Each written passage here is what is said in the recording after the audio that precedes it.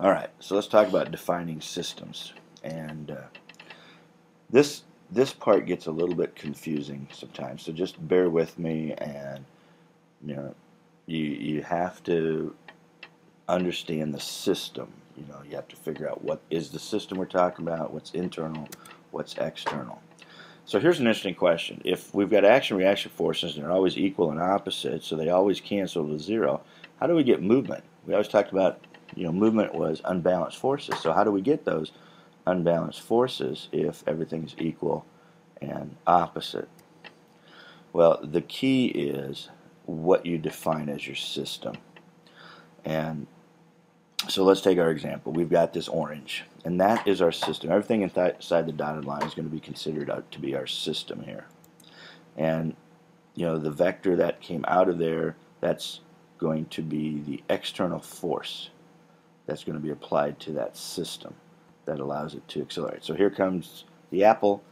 The apple is pulling on the orange, so the apple applies a force on the orange, and of course the orange applies an equal and opposite force on the apple. But it's not canceled by the reaction force. So the force on the orange provided by the apple is not canceled by the reaction force on the apple. The orange still accelerates.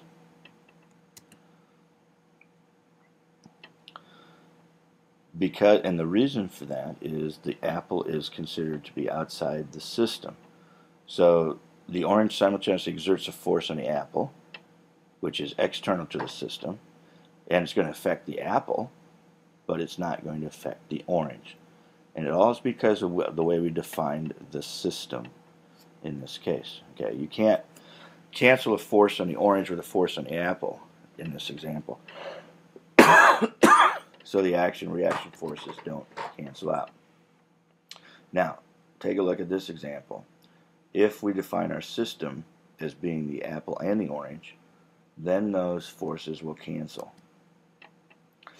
But then we're considering the action and reaction forces between the apple and the orange, or I'm sorry, the apple and the floor now.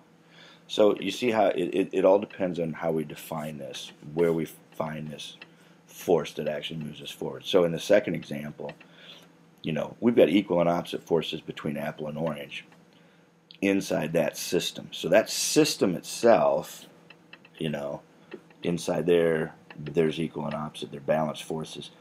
Now the apple is now applying force to the floor. The floor applies force to the apple. That is outside the system.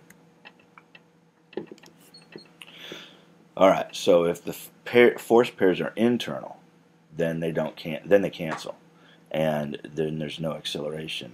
And only when you have external forces, like the apple pushing on the floor, do you get an external force in the system. Therefore, the system is going to accelerate. So if you think about this, like a baseball, there are all these atoms, all these molecules moving around in a baseball, all kinds of forces. But the baseball will just sit there, because they're all internal forces. Okay, they're all action-reaction forces inside the baseball that cancel each other out. They are not external forces, and so therefore, because they're just internal, it doesn't accelerate. The force external, like the bat hitting the ball, is now going to accelerate the ball, because now that's external to the ball itself, to that system. Alright, so a football is kicked. A acts on B, and B accelerates. Now, if both A and C act on B, they're going to cancel each other out. So in this example, the football is not going to accelerate. Now that, I think, would hurt. So when there's one interaction between the foot and the football, the ball accelerates. If there are two that are equal and opposite, then the acceleration of the ball is zero. So the opposing forces act on the same object, not on different objects. So they don't make up an action-reaction pair. So those 2 feet are not an action-reaction pair in this example. Alright, suppose a friend who hears about Newton's third law says that you can't move a football by kicking it because the reaction force by the kicked ball would be equal and opposite to your kicking force. The net force would be 0. So no matter how hard you kick, the ball won't move. What do you say to your friend?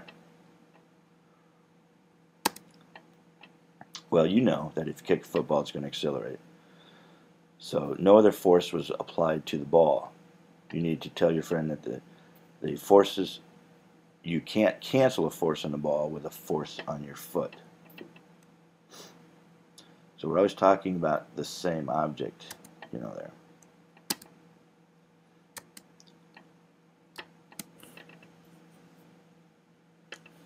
Alright, so here's kind of another problem related to this. The horse and the cart problem. All the pairs of forces that act on the horse and cart are shown. The acceleration of the horse-cart system is due to the net force. Notice in the horse we've got capital F force going forward from the horse. We've got a little f friction pulling back. The difference between how much force the horse applies and how much force friction applies, the difference between those is our acceleration.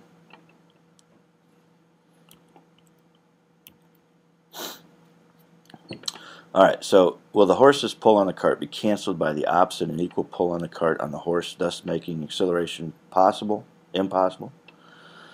So from the farmer's point of view, all he's concerned about is what's external to the cart. So the net force on the cart divided by the mass of the cart is going to be its acceleration. The farmer doesn't care about the reaction of the horse. Okay, that's not important. He's only caring about the cart and what's happening to that.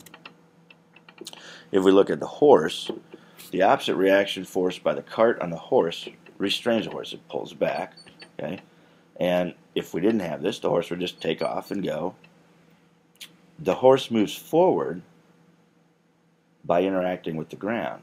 The horse isn't worried about the cart interacting. It's worried about the force between its hooves and the ground. That's how it gets going. So when the horse pushes backward on the ground simultaneously pushes forward on the horse, and the horse moves forward. So now if we look at the whole system, the pull of the horse on the cart and the reaction of the cart on the horse are internal forces. Okay? So internal forces, we're talking about that one system. Okay, they don't contribute to acceleration. They contribute nothing to acceleration. They cancel and can be neglected. Okay, to move across the ground, there must be interaction between the horse-cart system and the ground. So the horse has to apply force to the ground. If the outside reaction by the ground, it's the outside reaction by the ground that pushes the cart, pushes the whole system. Okay, you can read this. It's in your book. Alright, so think about this. What is the net force that acts on the cart? How about on the horse and on the ground? Figure that out. What's the net force that acts on the cart? Do it in terms of the letters given below.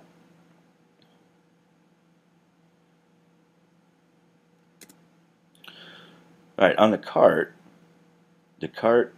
is P minus little f, friction. So it's the pull of the horse minus friction.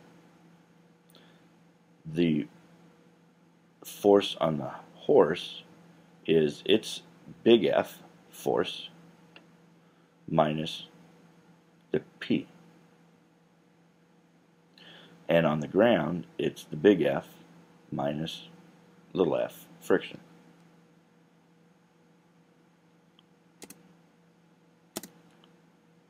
Alright. For every interaction between things, there's always a pair of oppositely directed forces, equal in strength.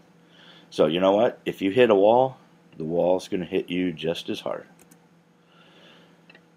Think about this. If you have a piece of paper and you take the strongest man in the world to hit that piece of paper, he's not going to be able to strike that paper with a force of 200 newtons because whatever force he applies to the paper must be able to apply that force to him.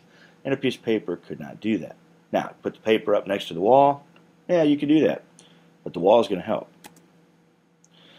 So, if you push hard on the world pushes hard on you.